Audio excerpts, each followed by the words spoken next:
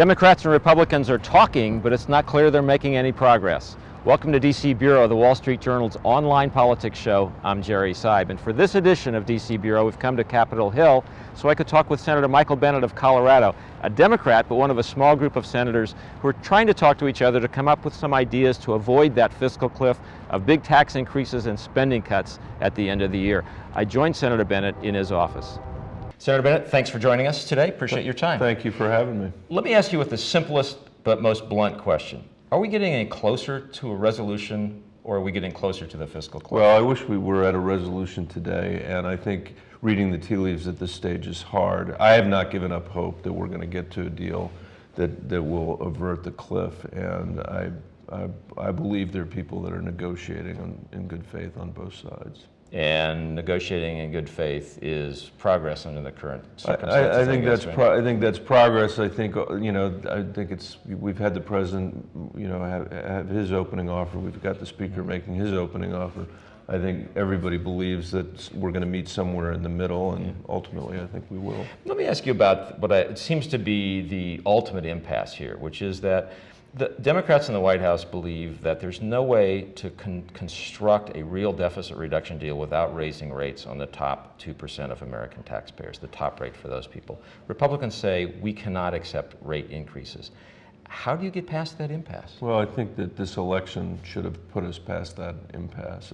This was litigated clearly during the election, and I think the American people spoke very clearly that they want to see the tax cuts extended for people making $250,000 and above, and they're willing to allow the rates to go up on people making more than that, and I think ultimately the deal will be one that reflects that.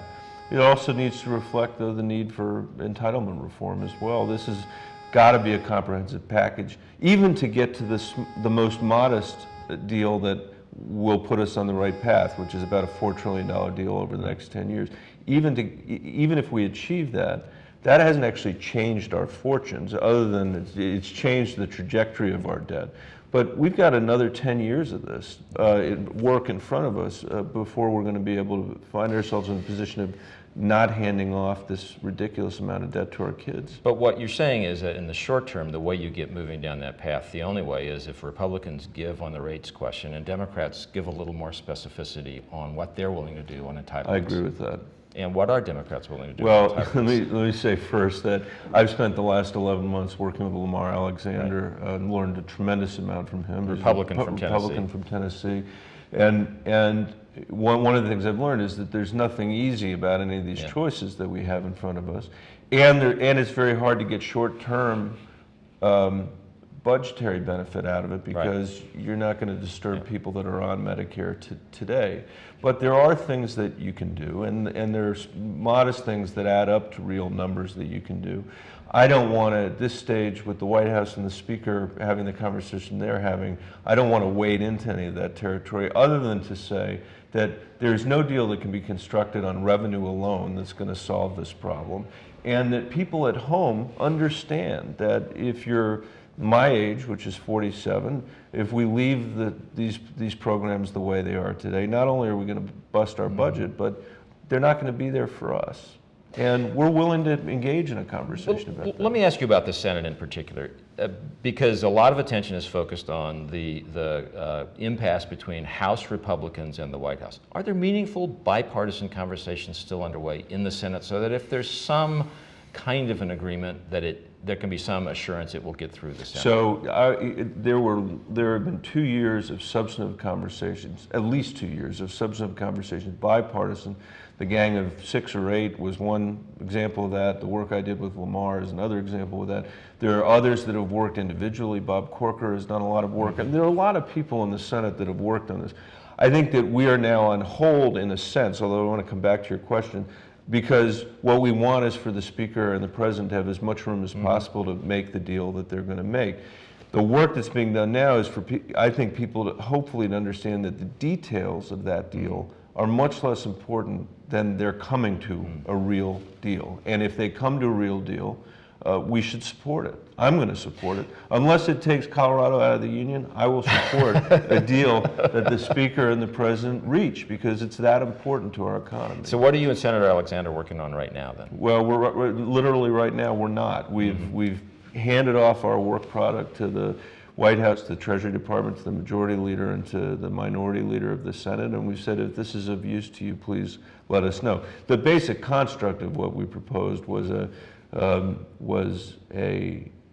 notion that if you couldn't get to a comprehensive deal in the lame duck, that you might do a down payment in the lame duck, and then put at the end of that, and then allow the committees to do their work in the regular order. And at the end of that, if the committees couldn't do their work, that there would be a sequester that would be, instead of being the worst of all possible worlds, which is how the current sequester is designed, the best of all possible worlds. In other words, something we could live with. Yeah. We could live with. Yeah. And the capital markets would be assured that when all is said and done, there'd actually be something that would be done. And does that sequester therefore look something like the Simpson-Bowles package? It's recognizable as that. It's not exactly that, but it's recognizable. In that ballpark. Yeah. And is there a kind of a centrist group in the Senate that could live with that kind of a sequester? I believe there is, and I think that there's a centrist group in the Senate that wants to get this deal done, get it behind us, and get to work on all the other stuff. Well, let's talk about that other stuff for a minute. You know, one of the items on the other stuff list, if we can get past this, is something you've thought a lot about, which is real tax reform. Is that possible in 2013? If we get done now, are we on our way to tax reform? I think it is possible. I think there is a consensus that that the code ought to be reformed and ought to be simplified. On the corporate side, there's a consensus that it shouldn't be used for deficit reduction and that it should be net neutral in terms of revenue. So that's a good starting point for everything. This is actually going to be less of a partisan battle than it's going to be a battle between, you know, folks that are paying 35% today and folks that are paying 0 or 4% today. Right. The question is, you know, can you get to a place where you're somewhere in the 20s with a simplified code that can actually drive job growth and wage growth here. And there's another problem, which we've been writing about in the Journal this week, which is that companies are holding huge amounts of cash overseas and not bringing them back because of the tax consequences. Is that something that can be dealt with? I think we should be having a conversation about what we do to try to incentivize people to invest that money here at home to create jobs, but that's going to have to be part of the broader conversation around tax reform. And do you think it's likely we'll get to that conversation in 2013? I do. And do you think it's likely we'll successfully conclude that conversation? I don't know the answer to that, and my heart's been broken enough that I'm unwilling to give you one. I guess that's probably right. You know, one of the other jobs you've taken on in the last few days is you're going to be the chairman of your party's Senate Campaign Committee, which raises an interesting question. Can campaigning be taken out of these conversations that we're having right now about a fiscal deal and tax reform? Can we separate those in the year 2013 at least? I hope we can. I really do hope we can. I mean, this idea of this perpetual campaign and perpetual politicking and perpetual talking head stuff going on every night on the television. You know, at some point we actually have to do our work, and this is one of those moments where we have real work to do, and on debt and deficit, and we're going to feel a lot better if we do it. I mean, that's the thing that drives me nuts about this, because in the end, we're going to have to make choices that people don't like, and there'll be choices that I don't like. But overall, when you look at what the Europeans are going to have to do, and what the Europeans are going to have to ask their people to do, the sacrifice that we're going to make is actually going to be much more modest than that, and to me, there is nothing that's going to unleash the velocity in this economy more than getting this debt deal done. And there's nothing that simultaneously could reassert our leadership in the world than getting this deal done. Let me just circle you back to where we started. You agree that the top tax rate on the 2% wealthiest Americans ought to go up. Yep. And do you believe in the end Republicans will go along with that idea? I believe they will. Because the election said they should. Yep.